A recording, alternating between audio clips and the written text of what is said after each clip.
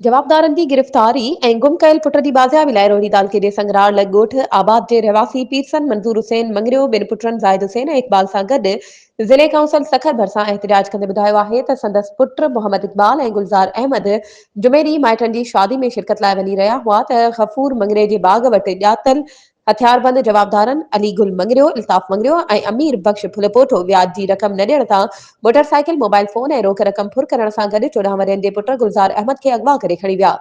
वाक़े जो इतलाउ ॾियण ते संगरार थाणे जी पुलिस जवाबदारनि खे गिरफ़्तार करे मोटरसाइकिल हथ करे वरिती आहे पर 14 वरनि जे पुट गुलज़ार अहमद खान ला इल्मी ज़ाहिर कई पई वञे। दिने त पुलिस गिरफ़्तार कयल जवाबदार बि आज़ाद करे छॾिया आहिनि। एहतिजाज कंदड़नि DIG सखर SSP सखर ऐं ॿियनि आला अख़्तियारनि खे अपील कई आहे त जवाबदारनि खे गिरफ़्तार कराइण समेत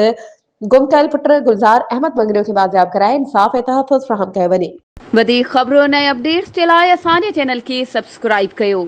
ऐं हा बेल आइकन खे प्रेस करणु न विसारिजो त जीअं असांजी हर नई अचण वारी वीडियो तव्हां ताईं पहुचे।